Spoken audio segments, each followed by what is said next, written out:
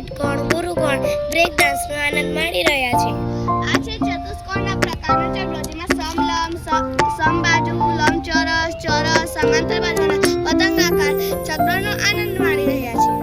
આ છે ત્રિકોણના પ્રકારનું ચક્ર, જેમાં સમબાજુ, લંબકોણ, કાટકોણ, સમદ્વિબાજુ આ બધા ચક્રનો આનંદ માણી રહ્યા છે. આ છે ગાણિતિક આકારોના હિંચકો,